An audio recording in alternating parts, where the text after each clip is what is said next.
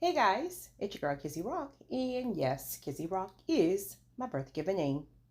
Chosen ones, I would like to share a very quick well, at least I think it's quick for right now, but I want to share a download with you guys that came so clear as day. This may, all caps may, be blocking you. Now remember, every recording is not for everyone, obviously. No recording is. But there's a few things to download it. And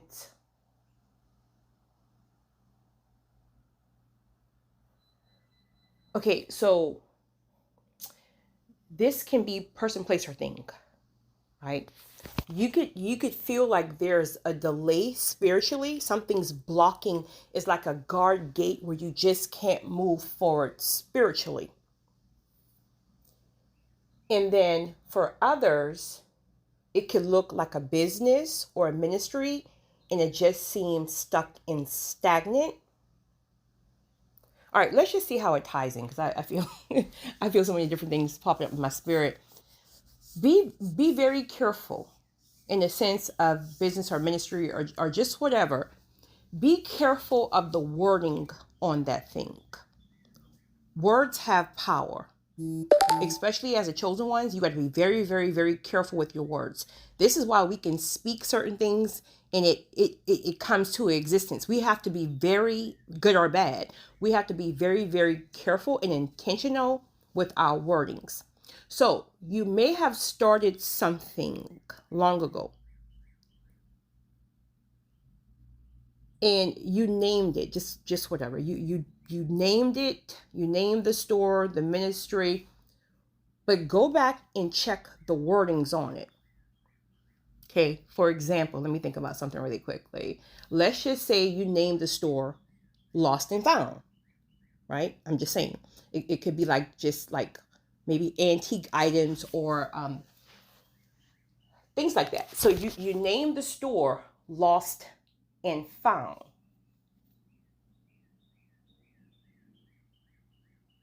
And the concept really is, it's a great concept, seriously, when it comes down to something like that.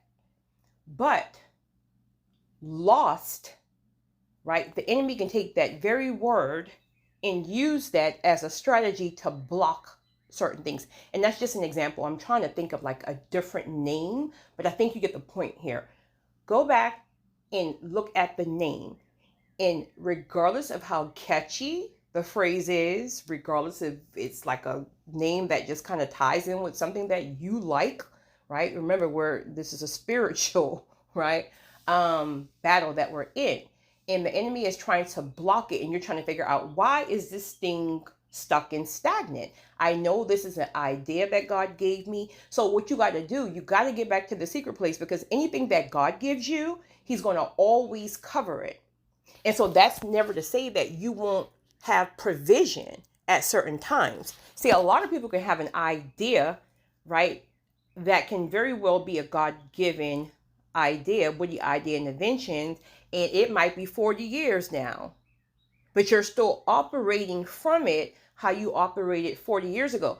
Do you know how many attacks could have come up against that thing that you know or you don't know about? You can have people warring in the spirit against it, and you're trying to figure out, this doesn't make any sense, because if God said it, then it is. If God said it, then there's fruit.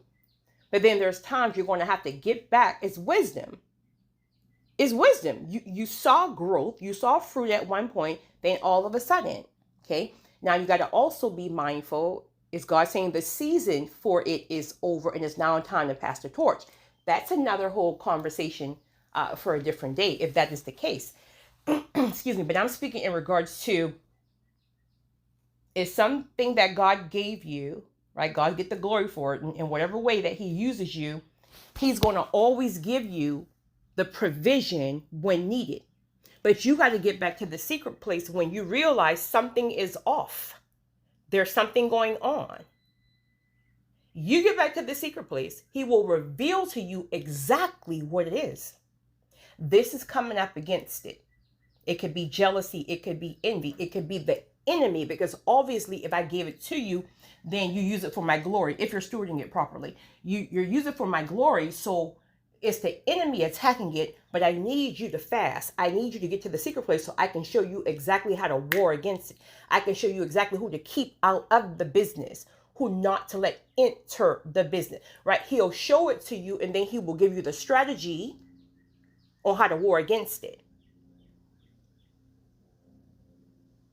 So if he reveals to you that there's a certain name tied up in that thing, something, see, we got to understand that spirits linger and they transfer.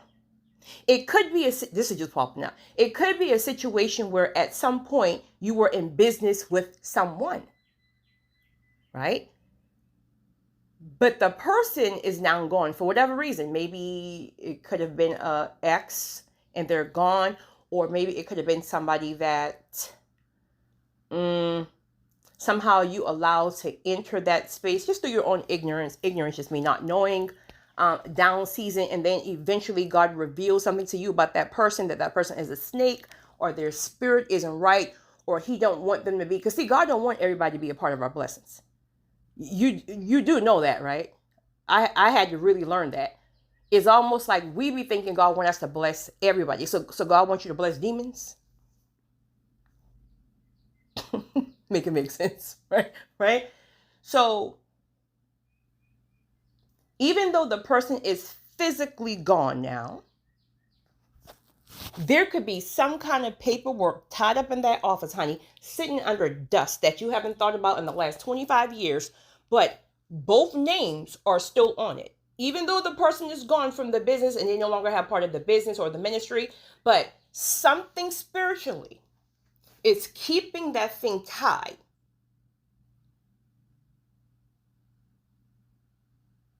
Ask God to reveal it to you. Why do you think God starts putting in our spirits about cleaning and pruning? Now, personally, I do believe that's one clear indication on new seasons approaching, because it's like you're clearing out space so you can have room to receive the new. So the things that no longer serve you, there's a very, very heavy conviction to get rid of stuff, prune stuff, clean stuff, just whatever. But also a part of that too is because as you go through the things one by one, especially like if you're a person who likes clutter, I mean, you could be a hoarder, but not even a hoarder per se, but you like clutter in the sense of sentiment, and they could even be nice and organized, but it's foolishness. Listen.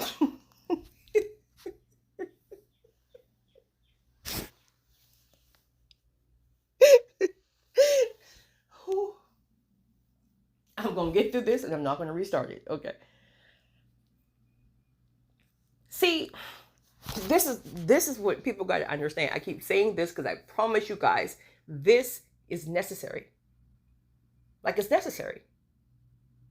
You must follow your obedience and your instructions and your convictions, even when it doesn't make sense. You can be sitting down, thinking about one thing, honey, and the Holy Spirit conviction and say, go turn this TV off and go and start decluttering this, or go and start just rumbling through a closet. Go and start.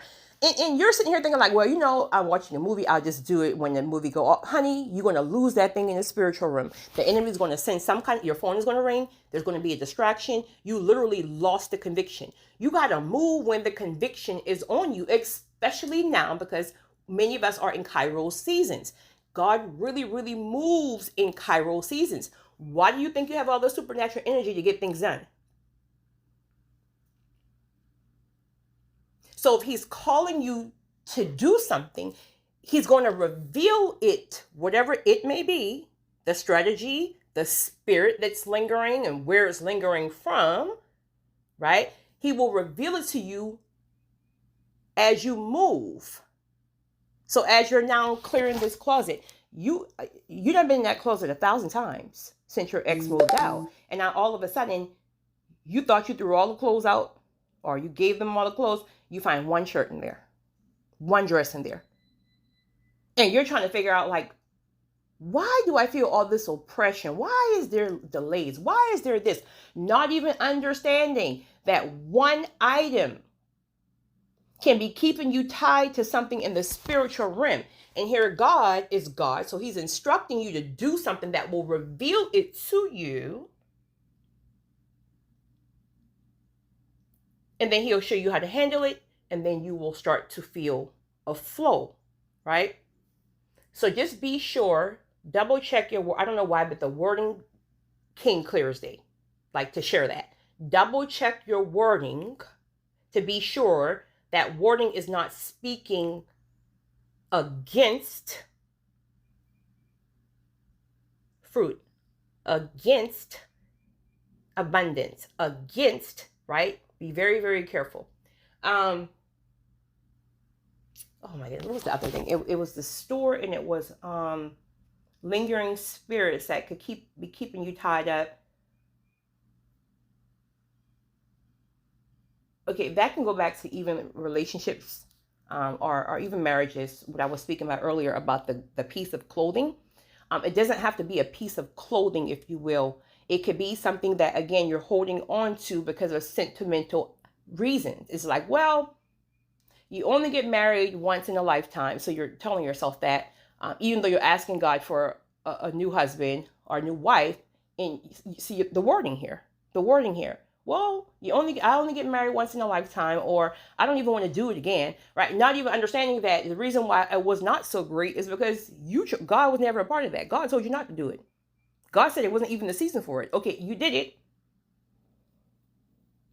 And now your wording is blocking everything that needs to find you. Now you're saying, I don't want to do it again. Okay, so God is like, I really have a God ordained such and such. But I mean, if you don't want to do it, you're coming into agreement with the enemy. You're asking me for blessings, not understanding that it's going to be this particular God ordained person marriage that's going to open the door to the very blessing that you're asking me for, but you're blocking it because you chose this man. He cheated. Now you say all men are this way, and you're really stamping and certifying things with your words. All men, absolutely not.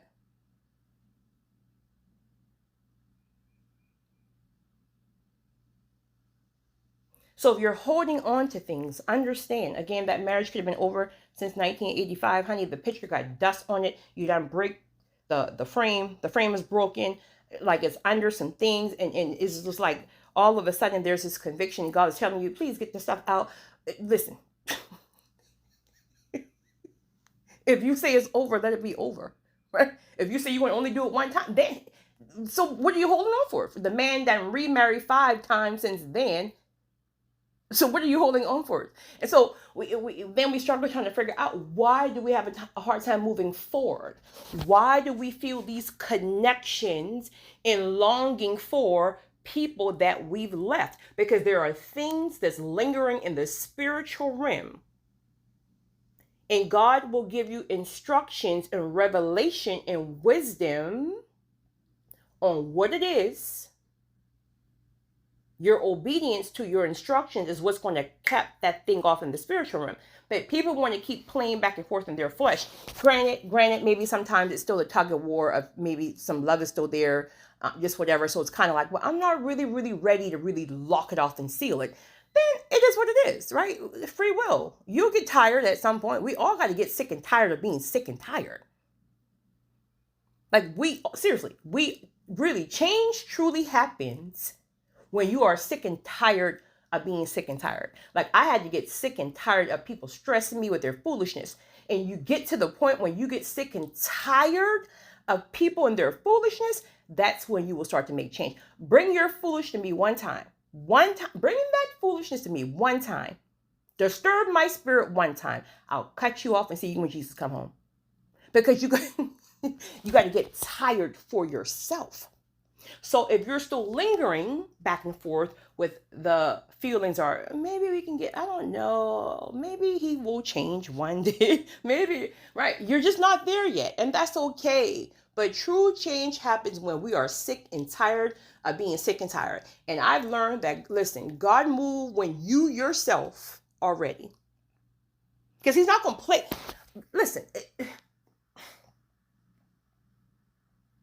let me tell you something. You already know this, I'm sure. Don't ever, ever, ever, ever invite God into anything that you are not ready to leave, honey. Because if something happens when you make that covenant and you go to God and say, Lord, I'm done with this nutcase. I'm done. Can you please bring me up out of this situation? I can't do it on my own. I'm just ready for some peace. Right? I'm so done with the situation. Right? Honey, you mess around and start talking out of anger, out of frustration, or you may mean it. And you mess around and change your mind 1 week later, 2 months later, and you're like, Lord, I was just mad. Can I go back now? Okay. It's like, nope. When you mess around and come into agreement with God about something, there's a great chance, honey, a great chance that bridge is burned. You can try to go back all you want, but that bridge is burned. And we have free will. I mean, you can go chase it like a wild cat, but a lot of the times he will allow it to reject you. Something's going to happen where and it's going to further put you in maybe depression because you're going to feel like it's abandonment and rejection. And like, I don't understand what's happening because you were begging me to come back home. And now all of a sudden he don't even like you no more. He got a new girl. You're trying to figure out what. And the whole time it's God that allowed it in order to help you move forward and not go back to that foolishness.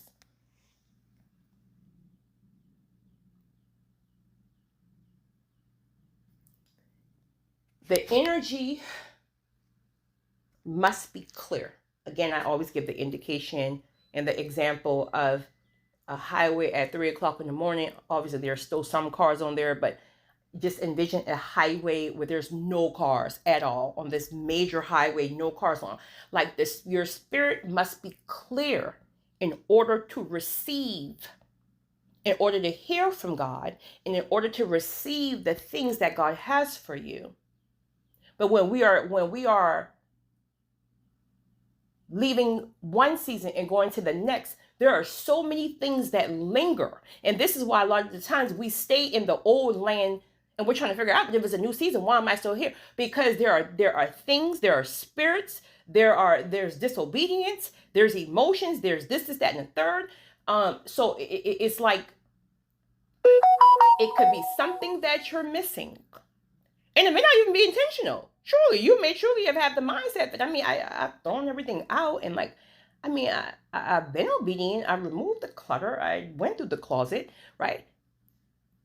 It could be one more thing. Who knows? Ask him to reveal it to you and he will. Stop checking emails. Delete text message threads. Delete photos. That stuff is energy. When it's time to move forward, it's like everything is new. And many times it will drop you first, right? It's going to break your heart, going to break you first. But that toggling back and forth, that going back and forth, that checking emails, that checking their social media, that looking at old pictures, and that's energy. That's spirits to keeping you tied.